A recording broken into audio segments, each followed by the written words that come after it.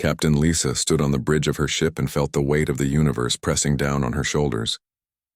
The screens around her showed nothing but empty space, but she knew that something was coming. The reports had been arriving for weeks now, whispers of a massive alien presence moving through the outer sectors. The Admiralty had dismissed most of the warnings as rumors and speculation, but Lisa had learned to trust her instincts. She had commanded the human fleet for nearly 2 decades, and in that time she had seen things that would have driven other people to madness. The communication officer named Margaret looked up from her station with fear in her eyes. She had just received a transmission that made her blood run cold. An alien vessel had been spotted at the edge of the solar system, and it was enormous. The size of it made every human warship look like toys floating in a bathtub. Margaret's voice shook as she reported the coordinates and the velocity of the approaching ship. Lisa knew that this was not a drill or a false alarm. This was real, and this was terrifying. Dr. Amanda rushed onto the bridge carrying data tablets and printouts. She had been analyzing the energy signatures of the alien vessel, and what she had discovered was not good. The ship was putting out power readings that were off the scale. Nothing in human technology could match what they were seeing. Amanda explained that the alien vessel was probably decades or even centuries ahead of human engineering. The weapon systems alone would be capable of obliterating entire planets. Lisa made a decision that would change the course of history. She opened a channel to all human military bases across the solar system. She explained that they were facing an extinction-level threat, and that every available warship needed to be mobilized immediately. The generals and admirals on Earth were skeptical at first, but the sensor data was impossible to ignore. Within hours, every human vessel that could be spaced was heading toward the rendezvous point near Mars. The alien ship slowed its approach and began broadcasting a message. The transmission was in human language, which meant that the aliens had studied human culture extensively. A figure appeared on every screen across the human fleet. He was tall and commanding, with skin that was the color of deep space and 3 eyes that glowed with intelligence and cruelty. This was King Vascor of the Krell Empire, and his message was one of contempt and superiority. King Vascor smiled as he looked down at the humans like they were insects beneath his feet. He explained that his empire had conquered thousands of worlds across the galaxy. He said that the Krell were the supreme species, and all others existed only to serve them or to be destroyed. He gave humanity a choice that was not really a choice at all. They could surrender unconditionally and accept Krell rule, or they could watch as their entire civilization was erased from existence. Vascor said this with such certainty and such absolute confidence that many of the human commanders believed him. Lisa listened to the transmission and felt anger building inside her like a storm. She had lost friends and soldiers to Krell raiders and border skirmishes over the past 5 years. She knew what surrender would mean. It would mean the end of human freedom and independence. It would mean slavery and subjugation for all of humanity forever. She refused to accept this fate, and she would not allow King Vascor to dictate terms to the human race. She sent out an encrypted message to all the commanders of the human fleet. In this message, she outlined a desperate plan that would either save humanity or destroy it completely. The plan involved using old military tactics combined with new technology. The human ships would scatter and spread out across a vast area of space. They would not fight a direct confrontation with the massive Krell warship. Instead, they would hit and run, striking at weak points and then vanishing into the darkness. King Vascor received a response from Captain Lisa that made him laugh out loud. She had refused to surrender, and she had instead challenged him to battle. The alien king found this amusing because he could not imagine how a handful of small human ships could possibly threaten his warship. He had conquered entire star systems with single vessels before. The humans were insects, and he would crush them like insects. On the Krell warship, there were 2 women of extraordinary power and intelligence. Their names were Lyra and Nova, and they served as advisors to King Vascor. Lyra had been born into the Krell royal family, and she had spent her entire life studying strategy and warfare. Nova had risen through the ranks of the Krell military to become one of the most respected commanders in the Empire. Both women possessed minds that were sharp and cunning, and both had learned to hide their true thoughts behind masks of loyalty. As King Vascor prepared for battle, Lyra approached him with a question. She asked if he was certain that the humans posed no real threat. She suggested that perhaps they should gather more information before engaging in direct combat. Nova added that it would be wise to understand human capabilities before committing the warship to battle. But Vascor waved away their concerns with a gesture of dismissal. He was a king, and kings did not take advice from their subordinates. The human fleet began to move into position. Captain Lisa coordinated every ship with precision and care. She knew that her commanders were scared, but they trusted her leadership. They trusted that she would not lead them into a battle they could not possibly win without a reason. Lisa had sent out a secret distress beacon hours before the Krell King arrived, and she was waiting to see if anyone would answer the call. The Krell warship fired its weapons at the human positions, but the ships were no longer there. Lisa's tactics worked perfectly. The human vessels scattered and reformed in new locations faster than the Krell targeting systems could track them.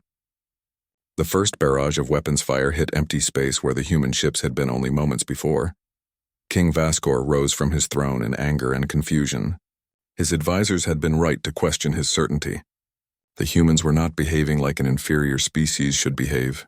They were fighting with intelligence and strategy. Lyra and Nova exchanged glances across the command deck, and both women felt a strange sense of satisfaction. They had planted the seed of doubt in their king's mind, and now that doubt was growing. The human ships launched their counterattack with devastating precision. Lisa had directed them to aim for the areas of the Krell warship that were most likely to be vulnerable.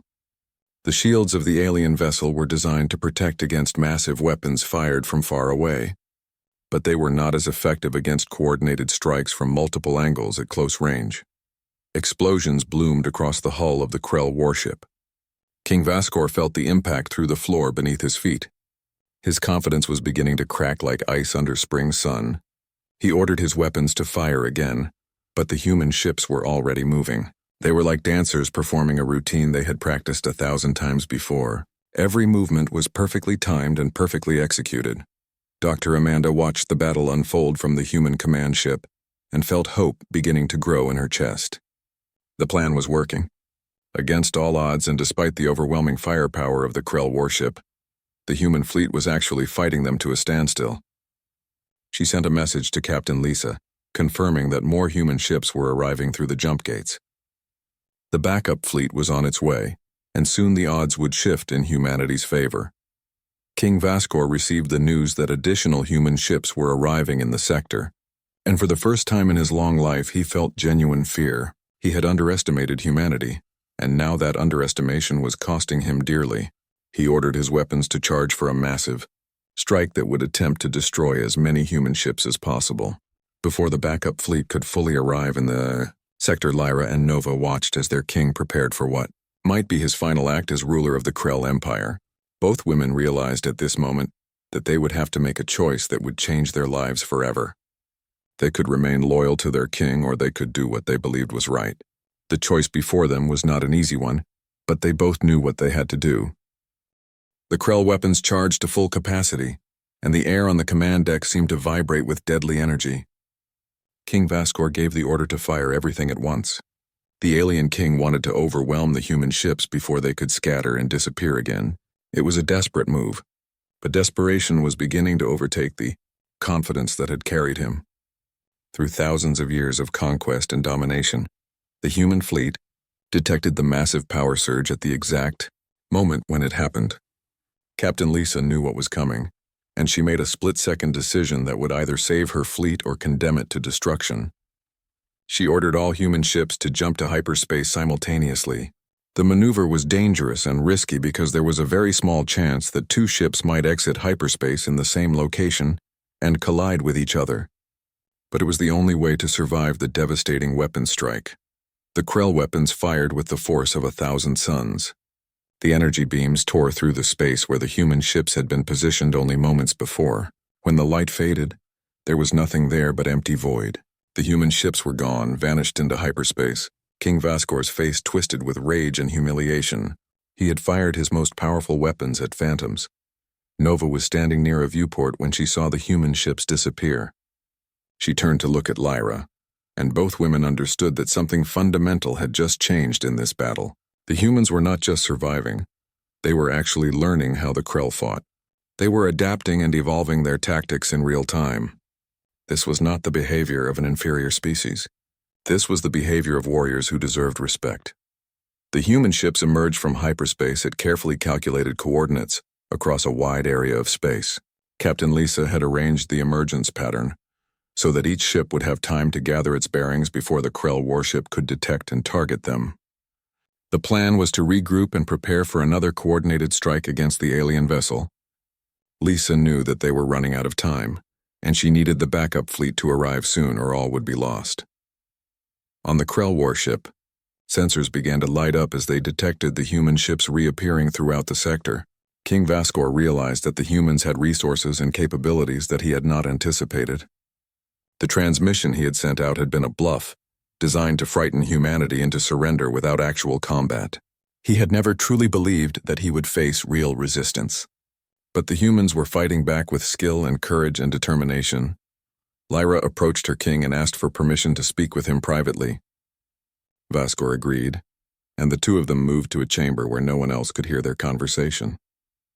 Lyra explained to the king that the humans were not what he believed them to be. She said that they had evolved as a species in a different way than the Krell, and that their different methods of thinking sometimes gave them advantages in unexpected situations. She urged him to consider negotiation rather than continued conflict. King Vascor listened to Lyra's words with growing irritation. He told her that the Krell did not negotiate with inferior species. The Krell conquered or they were conquered. There was no middle ground, but even as he said these words, doubt was eating away at his certainty like acid. He knew that if the backup human fleet arrived fully before he could destroy the current human ships, his warship might actually be in danger of being defeated. Captain Lisa received a message from the approaching backup fleet. More than 100 human warships were now in the sector and moving toward the coordinates of the Krell warship. The fleet included battleships and destroyers and carriers that had traveled across vast distances to answer her distress beacon. Lisa felt a surge of relief and gratitude. Humanity had come together in this moment of crisis. The dream of human unity was becoming reality. King Vascor received the sensor readings and his expression changed from rage to something closer to calculation. He had one final choice to make.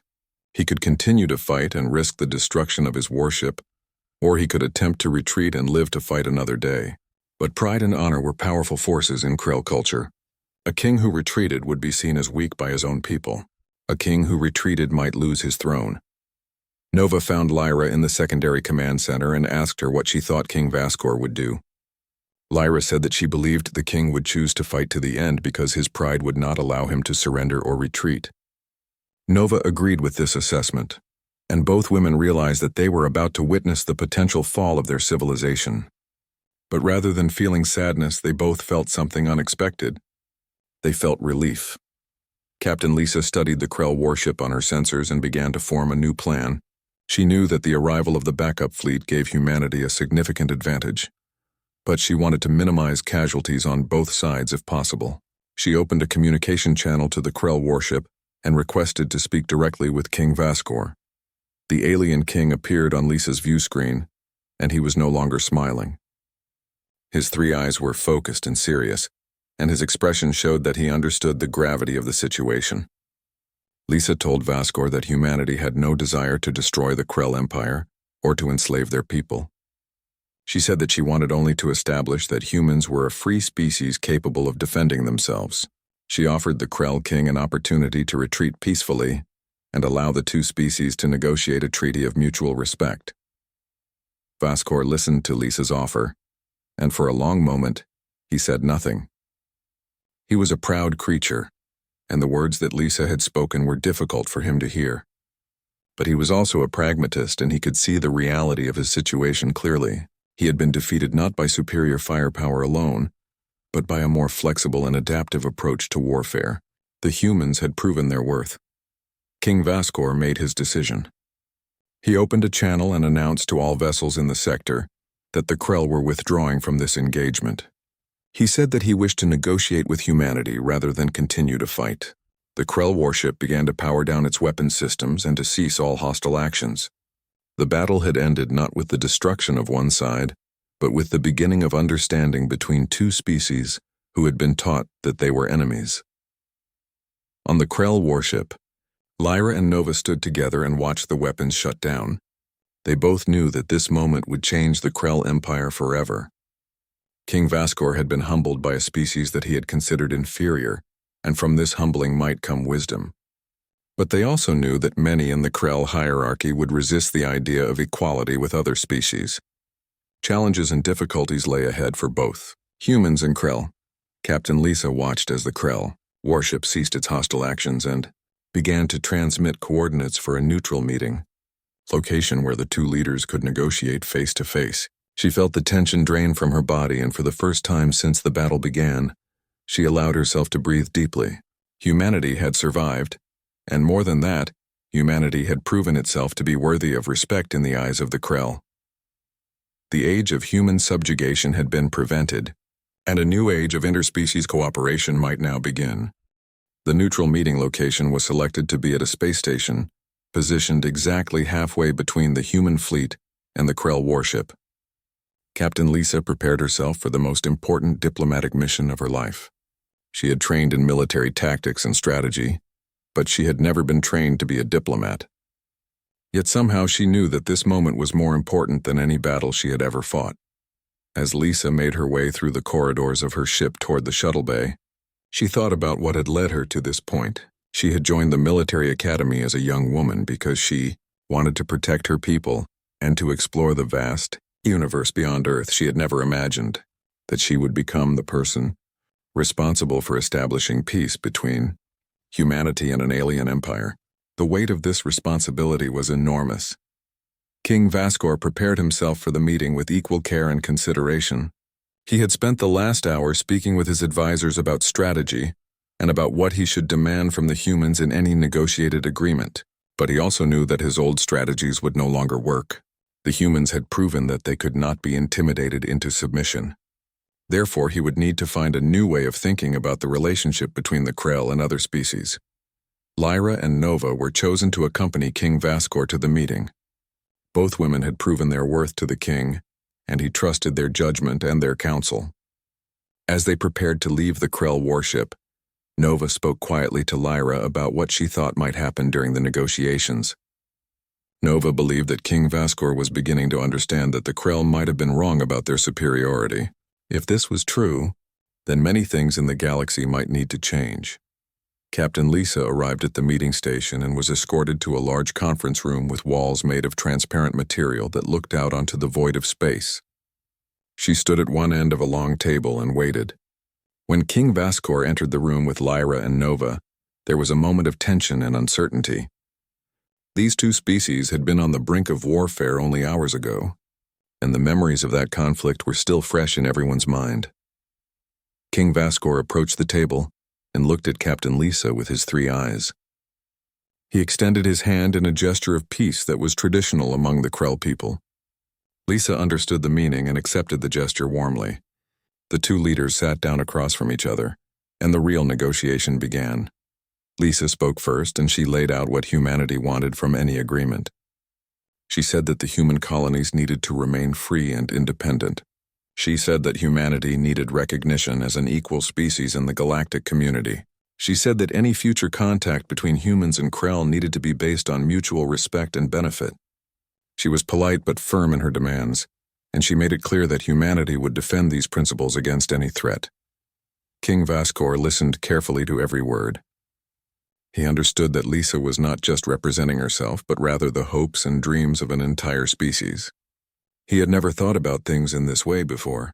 The Krell had always assumed that they had the right to impose their will on other species because they were stronger and more advanced. But Lisa's words were making him reconsider his entire understanding of civilization and power. Vascor explained the history of the Krell Empire and how it had been built through conquest and domination.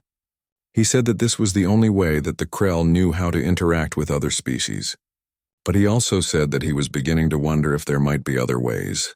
He asked Lisa what she believed humanity could offer to the Krell if they chose to be allies rather than enemies. Lisa smiled slightly and began to speak about human creativity and adaptability.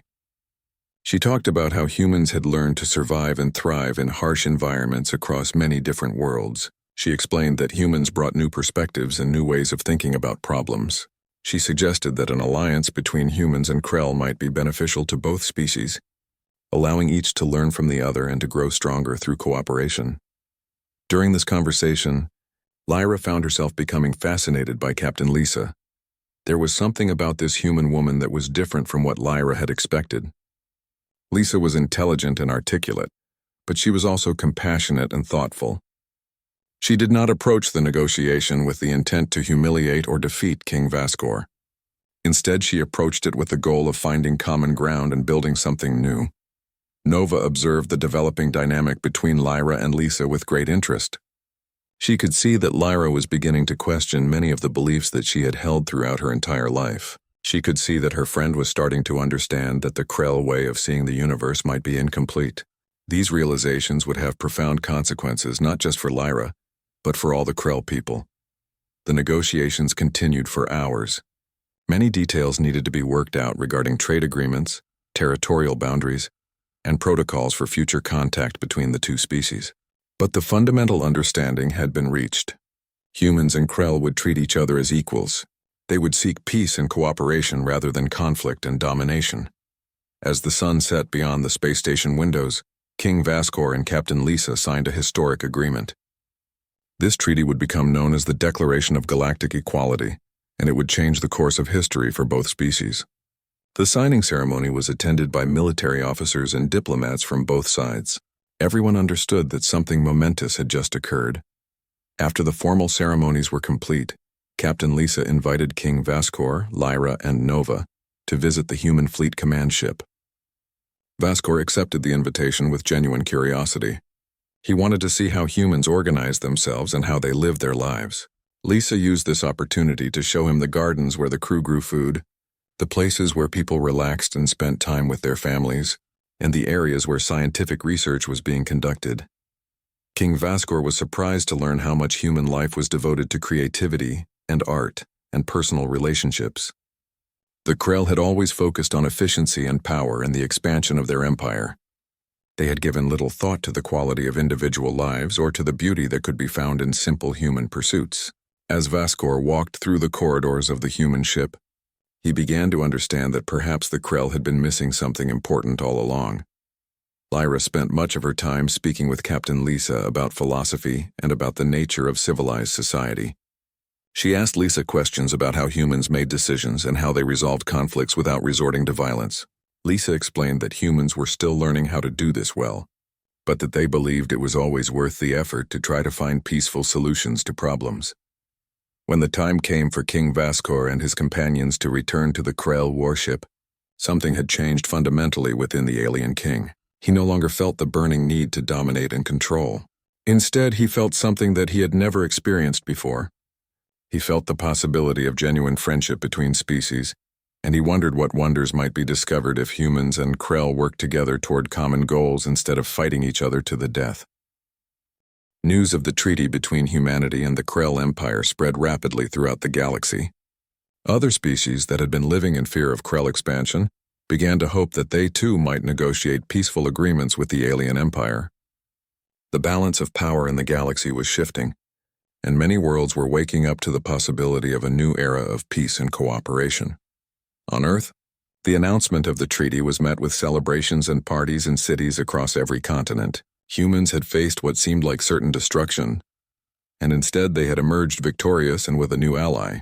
The military leaders and political figures who had doubted Captain Lisa's strategy were now calling her a hero and a savior of humanity. Lisa tried to deflect this praise, knowing that success had come through the combined effort of everyone in the human fleet. Dr. Amanda was conducting research on the technology brought back from the Krell warship.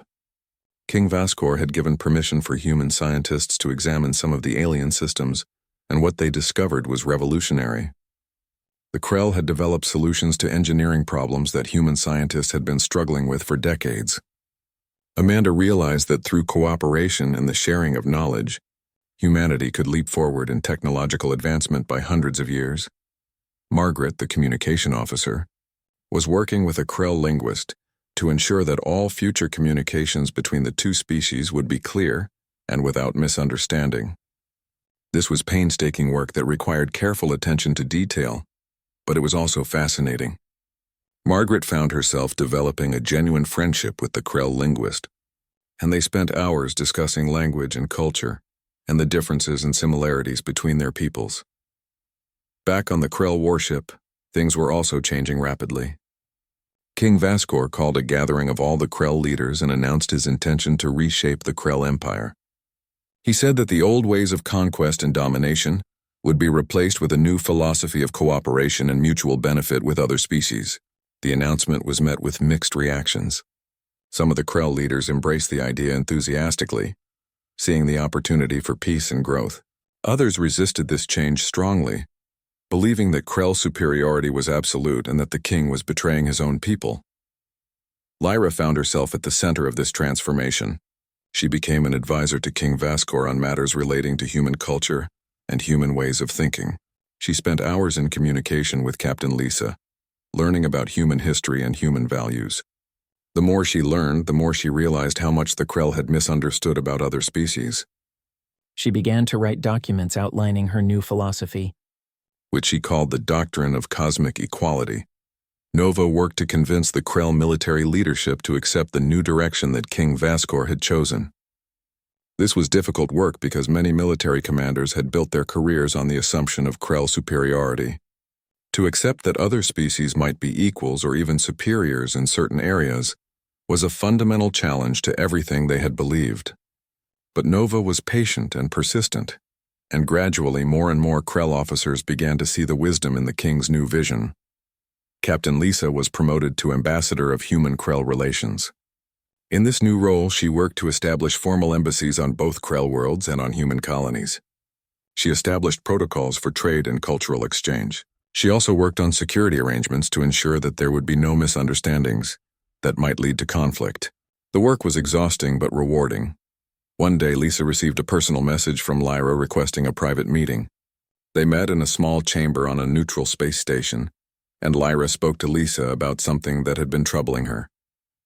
Lyra explained that there were still many Krell who believed that humanity was inferior, and that King Vascor had made a terrible mistake in treating humans as equals. Lyra was worried that there might be some Krell who would attempt to sabotage the peace agreement, or even attempt a coup against the king. Lisa listened carefully to Lyra's concerns and asked how she could help. Lyra said that she needed human support in her efforts to convince the Krell population that peace was better than war. She asked if Lisa would be willing to visit Krell worlds and speak directly to Krell citizens about humanity and about the possibility of cooperation. Lisa agreed immediately, understanding that this was an important step in cementing the new relationship between the two species. Over the following months, Captain Lisa traveled to several major Krell worlds and gave speeches and presentations to thousands of Krell citizens.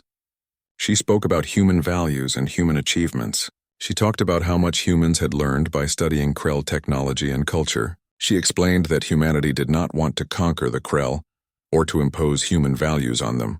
Instead, humans wanted to learn from the Krell and to find ways to help each other grow stronger and more prosperous. The Krell citizens listened to Lisa with varying degrees of skepticism and interest. Some were convinced that she was genuine and that human cooperation would be beneficial. Others remained suspicious and hostile.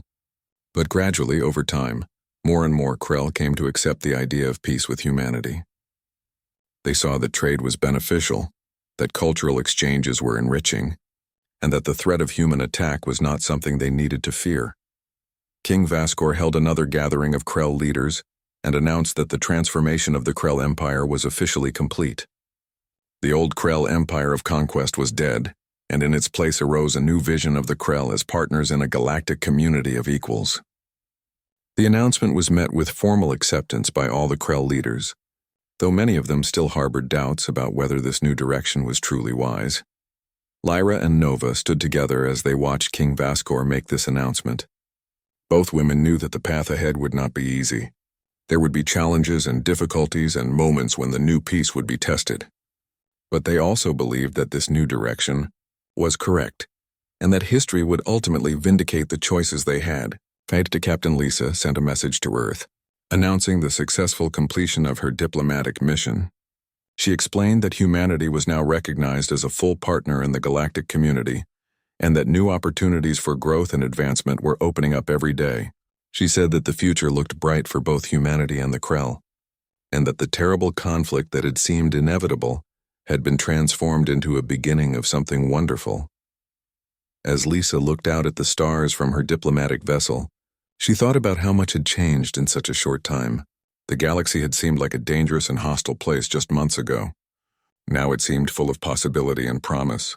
She knew that challenges still lay ahead, but she also knew that humanity and the Krell could face those challenges together. 2 years after the historic treaty between humanity and the Krell Empire, Captain Lisa stood in the grand hall of the new Galactic Council on a space station orbiting Earth. The hall was filled with representatives from dozens of different species, all gathered to celebrate the formal establishment of the Galactic Alliance. This organization had been created to foster peace, trade, and cultural exchange among all the sentient species in this region of the galaxy. King Vascor of the Krell Empire was present at the ceremony, and his presence alone was remarkable.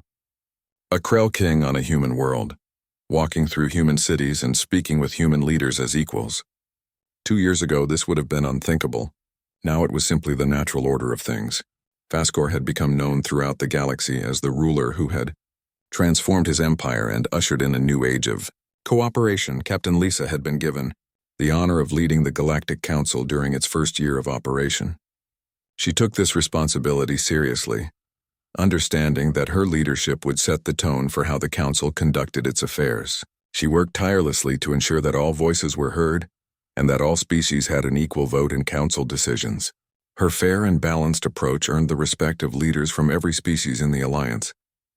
Dr. Amanda had become the director of the Galactic Institute of Science and Technology. This institution had been founded to facilitate the sharing of knowledge and research among all the allied species. Scientists and engineers from dozens of different worlds were working together on problems that no single species could have solved alone. Cures for diseases, improvements in energy production, and advances in transportation technology were emerging from this collaborative work. Margaret had become the chief diplomat for human-Krell relations. She had married a Krell scientist named Kale, and together they had become symbols of the possibility of friendship and even love between the two species. Their wedding had been attended by thousands of humans and Krell, and it had been broadcast across the galaxy. Many people from both species had wept during the ceremony, understanding that what they were witnessing was the beginning of a new era in galactic history. Lyra had left her position as an advisor to King Vascor and had instead become the leader of a new organization called the Council for Interspecies Understanding. This organization worked to educate Krell youth about other species and to help them understand that the universe was far more complex and diverse than the old Krell teachings had suggested. Lyra had also written a book about her experiences and her journey from believing in Krell superiority to embracing a philosophy of cosmic equality. The book had become widely read throughout the galaxy. Nova had been appointed as the commander of the Joint Krell-Human Defense Fleet. This fleet had been created to protect all the worlds in the Alliance from external threats and from any internal conflicts that might arise. Nova took this responsibility seriously and worked closely with human military officers to create a defense strategy that would protect the people of both species. She had developed a genuine friendship with several human officers, and she believed that humans and Krell fighting side by side was one of the best ways to build lasting peace. The celebration in the Grand Hall lasted for many hours. There were speeches and performances and exhibitions of art and culture from each of the species represented. Food from dozens of different worlds was served, and many people remarked on how the simple act of sharing a meal together across species boundaries seemed to strengthen the bonds of friendship and cooperation. At one point during the celebration, Captain Lisa found herself speaking with King Vascor and Lyra. The three of them looked out through one of the grand windows at the planet Earth, turning slowly below them. Vascor spoke about how his perspective had changed since the day he had arrived in the human sector, with the intention of conquering or destroying humanity. He said that he now understood that true strength did not come from dominating others but from building partnerships and working together toward common goals. Lyra added that she had learned that intelligence and wisdom could take many different forms. She said that the Krell had believed themselves to be supremely intelligent, but she had come to understand that human intelligence operated in ways that were just as valid and often more creative than Krell ways of thinking. She explained that the diversity of intelligence among all the species in the Alliance made the galaxy itself smarter and stronger. Captain Lisa spoke about what she had learned from the experience of making peace with the Krell. She said that she had discovered that even the most intractable conflicts could be resolved if people were willing to listen to each other and to see past their prejudices and fears. She said that the success of the Human-Krell alliance proved that different species with different values and different ways of seeing the world could find common ground. Later that evening, Captain Lisa received a message from the leadership of the human government. She had been offered a new position as the first ambassador of humanity to the Galactic Alliance. In this role, she would represent the entire human species in all matters relating to interspecies relations. She accepted the position with gratitude and with a deep sense of responsibility. As she prepared to take on this new role, Lisa thought about the journey that had brought her to this point. She thought about the moment when the massive Krell warship had appeared at the edge of the human solar system. She thought about the fear and uncertainty of that time, and she thought about how different everything had turned out from what she had expected. Instead of a catastrophic war, there had been cooperation and mutual understanding. The future of the galaxy stretched out before humanity, and the Krell and all the other species of the Alliance. There were still challenges to be faced and problems to be solved. Not all Krell had accepted the new philosophy of equality, and there were some humans who remained fearful or suspicious of aliens. But the foundation had been laid for a new kind of galactic civilization, one based on cooperation and mutual respect. Lyra and Nova spent time together looking back on their journey from the moment they had first begun to question their king's decisions. They both realized that they had been instrumental in bringing about the peace, and they felt a profound sense of satisfaction and purpose. They believed that they had helped to save not just their own empire, but perhaps all the species in the galaxy, from a cycle of conflict and domination. The Galactic Council held its first official session as representatives took their seats around the great table. Captain Lisa opened the proceedings and spoke about the hope and possibility that lay before them all. She spoke about how the humans and Krell had chosen cooperation over conflict, and how that choice had opened doors that had been sealed shut for thousands of years. She concluded by saying that the real work was just beginning, but that together, all the species of the Alliance could build something truly magnificent.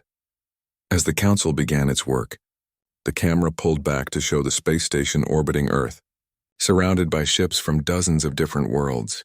The future was uncertain, but it was filled with possibility. The age of conquest and domination was ending, and the age of cooperation and mutual understanding was beginning.